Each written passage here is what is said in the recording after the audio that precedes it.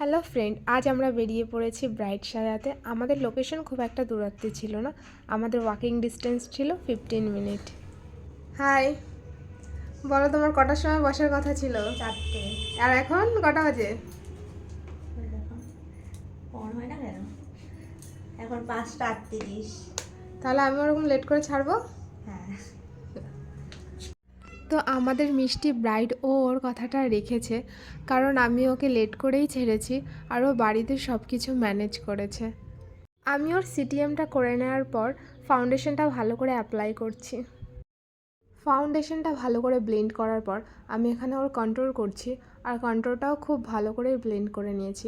তারপর আমি এখানে অ্যাপ্লাই করেছি ব্লাশার। এখানে ওর বেস মেকআপটা কমপ্লিট হয়ে গেছে, এবার আমরা ওর আই মেকআপটা করব।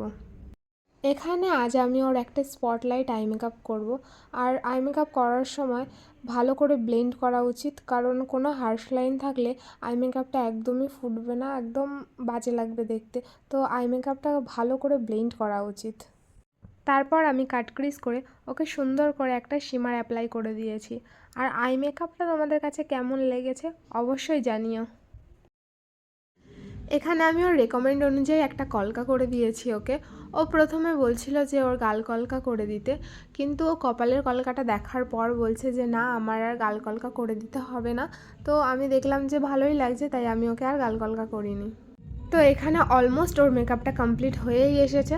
তো তোমরা ফুল লুকটা দেখে অবশ্যই কমেন্ট করে জানিও যে ওকে কেমন লাগছে, আর অবশ্যই আমরা ওর কাছ থেকেও শুনবো যে ওর কেমন লেগেছে পুরো সাজটা। আর তোমরা যদি এরকম আরও ভিডিও দেখতে চাও তাহলে পেজটাকে ফলো করে দিও।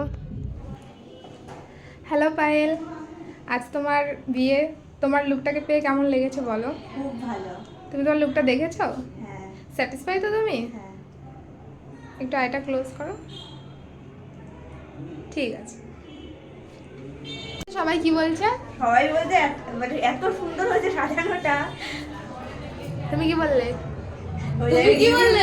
হ্যাঁ, আমিও তাই বললাম, সাজানোটা খুব সুন্দর হয়েছে। আমাকে দেখতে